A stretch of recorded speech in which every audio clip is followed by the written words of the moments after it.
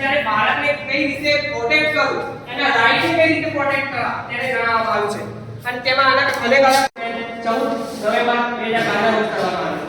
14 November એટલે બાળ દિવસ, ચિલ્ડ્રન ડે, જે જવાહરલાલ નહેરુના જન્મદિવસ તરીકે ઓળખવામાં આવે છે. બરોબર? તો ચલો આપણે જાણીએ બાળકોના જાતીય ગુનાઓથી તેમનું રક્ષણ કઈ રીતે કરી શકીએ. મોસ્ટ ઓફલી સ્ત્રીના ફેવરમાં હોય છે, પણ આ ડોક્ટર જે એક એવો માત્ર કેસ છે, કાયદો છે જે ન્યુટ્રલ છે, જે પુરુષ અને સ્ત્રી બંનેને લાગુ પડે છે. પુરુષમાં ભોગ બનનાર પણ પુરુષ હોઈ શકે છે અને સ્ત્રી પણ હોઈ શકે છે, અને ગુનેગાર પુરુષ પણ હોઈ શકે છે અને સ્ત્રી પણ હોઈ શકે છે. એને ભાગ્યે જ બેસવાની જગ્યા મળે છે. તો આપણે બધા ફિમેલને ખબર જ છે કઈ કઈ પરિસ્થિતિને આપણે ભોગવીએ છીએ બસમાં આવતા વખતે. એક દિવસ જ્યારે તે ભીડવાળી બસમાં ઊભી હતી ત્યારે તેની પાછળનો એક માણસ તેની છાતી પર પોતાનો દબાવે છે. તે દૂર કરવાનો પ્રયાસ કરે છે, પરંતુ તેના માટે ખસેડવા માટે વધુ જગ્યા હોતી નથી. પછી તે તેના સ્તન પર હાથ મૂકે છે અને તેને પ્રેમ કરવાનું શરૂ કરે છે. સરલા તેના પર ચીસો પાડે છે અને તેનો હાથ દૂર ધકેલી દે છે. તે માણસ કહે છે કે તેણે કંઈ ખોટું કર્યું નથી અને તેણે તેને ફક્ત પડી જવા માટે પકડી રાખી. તે વ્યક્તિ પોક્સો એક્ટ હેઠળ આવે છે. આપણે બસમાં જોઈએ છીએ અને આપણે આ બધું નજરઅંદાજ કરીએ છીએ કે આ તો સામાન્ય બાબત છે, એમાં શું મોટું થઈ ગયું, પણ આ એક ગુનો છે. બાળક પર જાતીય હુમલો કોઈ કરે વ્યક્તિ તો એને ઓછામાં ઓછી ફક્ત ઓછામાં ઓછી 3 વર્ષની સજા છે, અને જ્યારે 5 વર્ષ સુધી વધારવામાં આવે છે. સેકન્ડ છે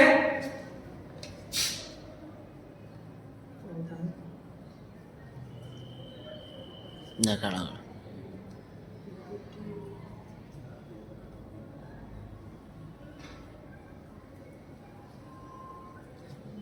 ખુલ્લી રહેશે.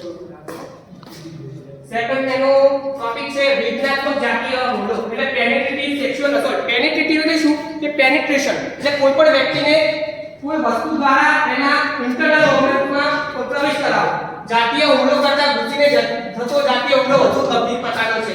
પેલા ખાલી સેક્સ્યુઅલ અસોલ્ટમાં ખાલી એને હાથ સ્પર્શ કરવામાં આવતો હતો, ટચ પણ અસોલ્ટમાં પેનિટ્રેશનમાં એને અંદર કોઈ પણ વસ્તુ ઉમેરવામાં આવે છે.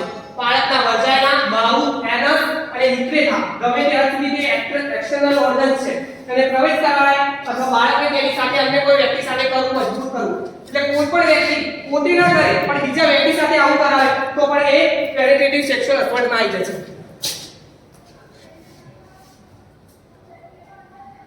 ચલો, બાળકની વજાયના, માઉથ, એનસ અને યુરેથ્રા કોઈ પણ વસ્તુ અથવા શરીરના કોઈ પણ ભાગોમાં પ્રવેશ કરવો, બાળકને તેની સાથે અન્ય વ્યક્તિ સાથે આવું કરવું, મજબૂર કરવું તો આ પણ ગુનો છે.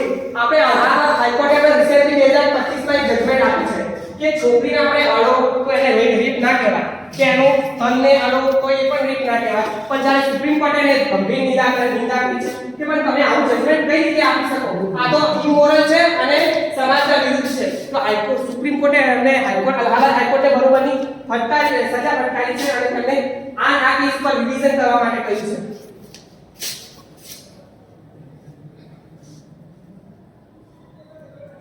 ચલો, પેનિટ્રેટિવ સેક્સ્યુઅલ અસોલ્ટમાં સજા આપેલી છે જેમાં ઓછામાં ઓછા 7 વર્ષની સજા જે આજીવન કેદ સુધી વધારી શકાય છે, તેમાં દંડ ભરવો પડે છે. દેખો, આ એમાં એવું નથી કે એટલી સજા આપીને છૂટી જો કે દંડ આપીને છૂટી જો, પણ અંદર બંને વસ્તુનો સમાવેશ થાય છે, જેમાં દંડની રકમ એ જે ચાઇલ્ડ છે, ભલે ફિમેલ છે મેલ છે, બધાને કમ્પન્સેશન તરીકે આપવામાં આવે છે, એટલે એમના સારું જીવન જીવી શકે આ બાબત થયા પછી પણ. થર્ડ છે ઉગ્ર જાતીય હુમલો અથવા વેદનાત્મક જાતીય હુમલો, એટલે એગ્રીવેટેડ સેક્સ્યુઅલ અસોલ્ટ અને પેનિટ્રેટિવ સેક્સ્યુઅલ અસોલ્ટ. હવે આ પ્રકારનો ગુનો કઈ વ્યક્તિ સાથે થાય કે જેના સાથે આપણે વિશ્વાસ રાખો છો, જેમ કે માતા છે, પિતા છે, ભાઈ છે, કાકા છે, કે કોઈ ઓથોરિટી છે, જેમ કે શિક્ષક છે, પ્રોફેસર છે, કે પોલીસ ઓફિસર છે, કે મામલતદાર, કલેક્ટર, બધા જ જે સત્તાધિકારીઓ છે ને એ બધાનો સમાવેશ તેમાં થાય છે. અને આ એટલો હદ સુધી ગંભીર ગુનો છે કે કાયદાએ એને માફ નથી કર્યો, એને એટલી ભયંકર સજા એનામાં એડ કરવામાં આવી છે. ચલો એને ક્લોઝ જોઈએ આપણે.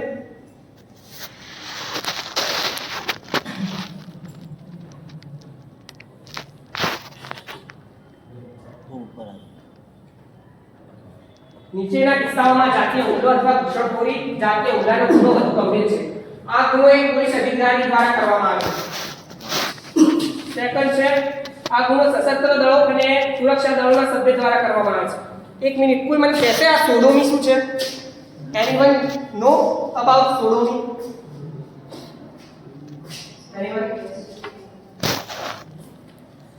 16મીનો ગુનો બે જગ્યાએ વધારે થાય છે, એક તો આર્મીમાં, સેકન્ડ છે જેલમાં. 16મી એટલે શું કે એક છોકરો છોકરા સાથે અથવા છોકરી છોકરી સાથે પેનેટ્રેટિવ સેક્સ્યુઅલ અસોલ્ટ કરે છે.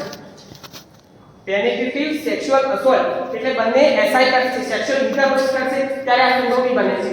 16મી આપણા ભારતમાં ક્યાંય લાગુ નથી, પણ તોય આર્મીમાં અને જેલમાં આ બધી બાબત વધારે જોવા મળે છે 16મીની, જેના કારણે જેલમાં પણ ઘણા ગુના બને છે.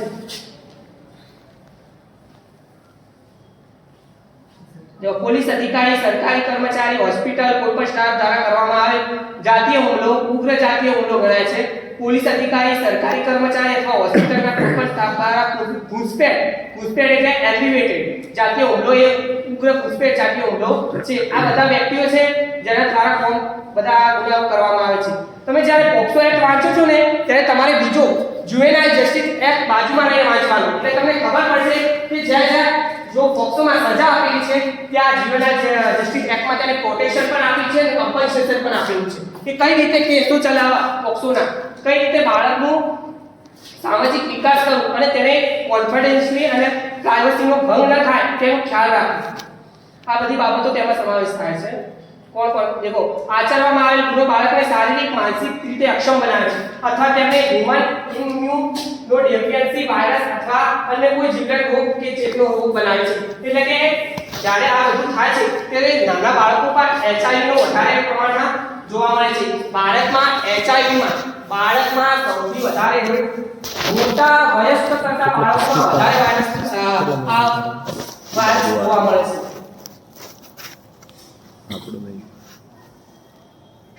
ગુનો વિશ્વાસતા સત્તાના પદ પર રહેલ વ્યક્તિ દ્વારા કરવામાં આવે છે.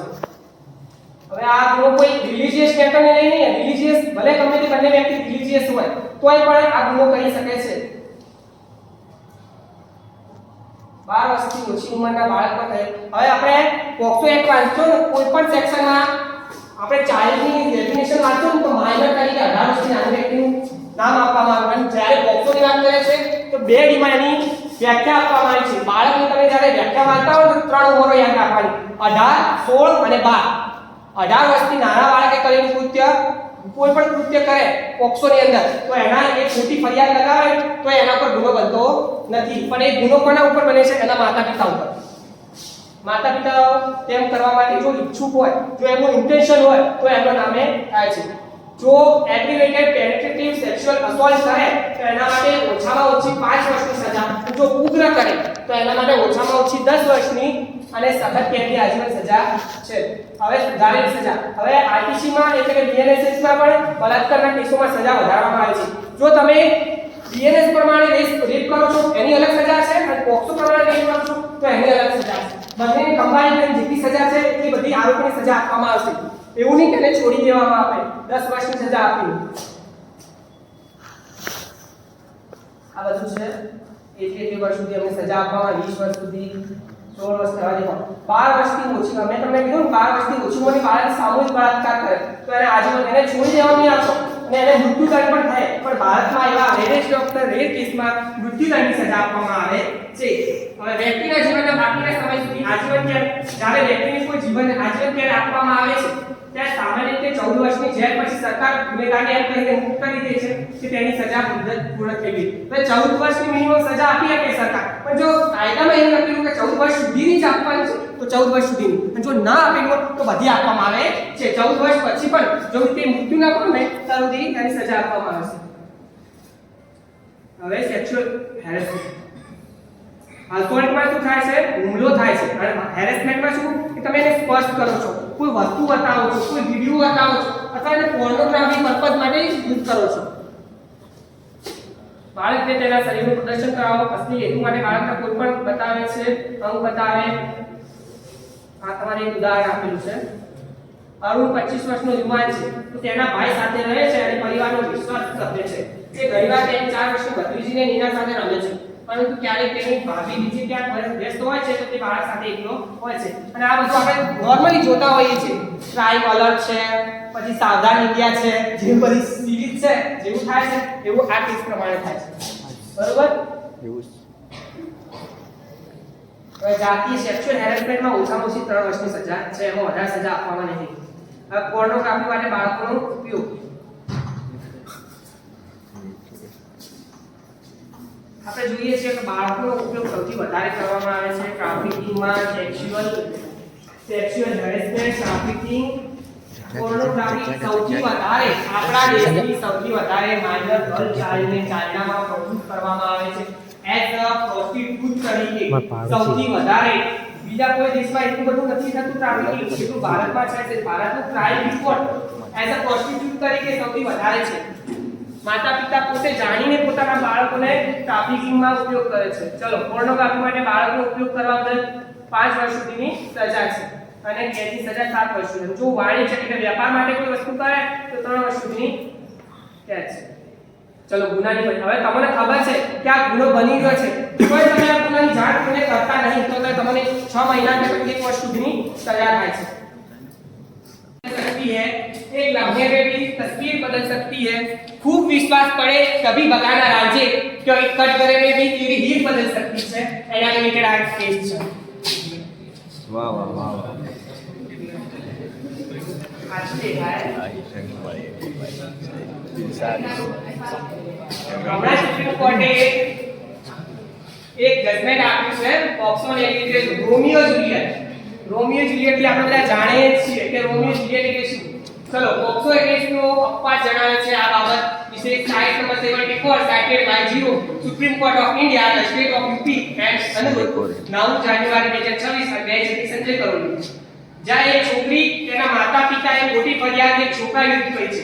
છોકરી એવો પાછી ભેગા થઈને તેના માતા પિતા સાથે થઈને ખોટી ફરિયાદ છોકરી પર કરી છે, છોકરા ઉપર કરી છે. જેમ કે છોકરો છોકરી રિલેશનશિપમાં હતા, ખોટી એફઆઈઆર કરવા પછી આ બાબત સુપ્રીમ કોર્ટમાં જાય છે અને આપણે જાણીએ છીએ કે પોક્સોના કેસોમાં તમને લાસ્ટ ઓફ મિનિમમ રેરેસ્ટમાંથી રેરેસ્ટ બેલ મળે છે, પણ આ એફઆઈઆર બેલ મળી નથી. આ બાબત પોક્સો કાયદાના અંદર આવે છે. પછી કે બાબત સૌથી પહેલા અલ્હાબાદ હાઈકોર્ટમાં છે.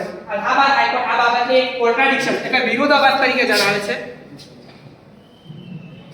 છોકરીની ઉંમર માઇનર કન્સિડર કરવામાં આવે છે 10મા ના આધારે અને બીજા દસ્તાવેજમાં તેને મેજર દર્શાવવામાં આવે છે.